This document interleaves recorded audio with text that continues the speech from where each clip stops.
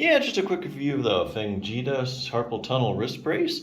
So there's a lot of these different braces you can pick on the internet.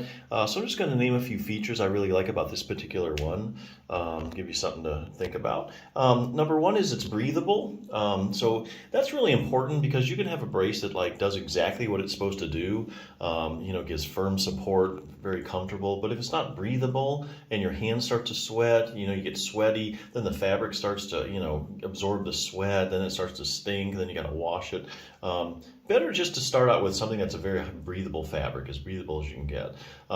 So that's what I really like about this, is breathable fabric. The second one is hand wash. Speaking of washing, a lot of these things too, you got to be careful because if they have a high elastic content in them and you wash them a lot, they lose their elasticity.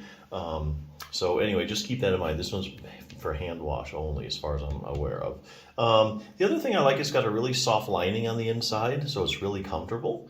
So that increases its comfort. So there you go. I think if you're looking for, a good wrist brace, now, even though you have carpal tunnel, which is why most of the people are going to be buying this, this will immobilize your wrist. So even if you just don't have carpal tunnel, but you're looking for something just like rest your overworked wrist, or let's say you want to, you're having, irritated wrist, maybe you broke it a while back and it gets irritated if you do a lot of stuff, and you're just looking to brace your wrist while you're doing a lot of activities to kind of protect it, keep from aggravating it.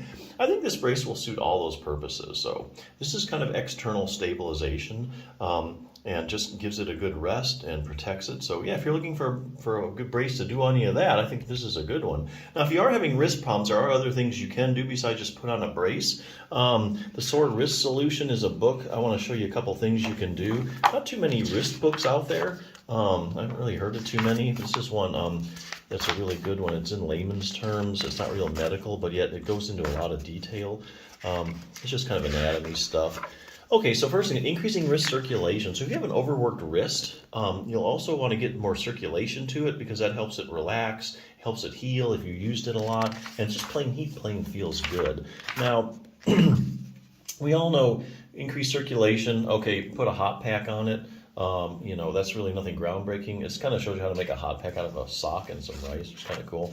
But there is another way, contrast therapy, which is something that some people might not have heard of. So that's where you do like heat, then cold, then heat, then cold, and you keep alternating it. So what it does is it kind of increases circulation, then it decreases the circulation, then it increases. So you just kind of have that big flushing effect. So if you do it, it feels really good and really gets that circulation going, gets those toxins out. And that's something you can do also in your sink. If you don't have a hot and a cold pack, you can also do it in your kitchen if you know how. Decreasing wrist pressure.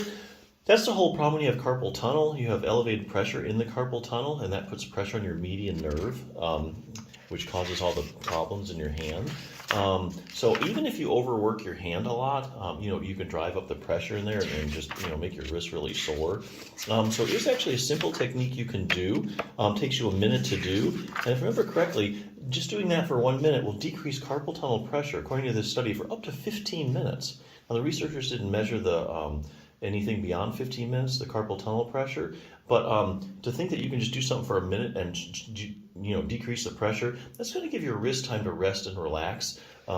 It's kind of like if you lay down on your back. If you're having back trouble, you lay down on your back with your feet up. That just kind of rests your back. You do that frequently throughout the day. It gives your back a chance to catch up and heal. Same thing with the wrist. You keep dropping that pressure intermittently. It's going to go a long way in helping out your carpal tunnel and just making your wrist feel better. Relax your wrist. Couple things you can do here with a tennis ball, some massaging thing you can do just sitting at the table. That'll really help that. It'll also help increase circulation as well. Unload your wrist joints. Here's a good one.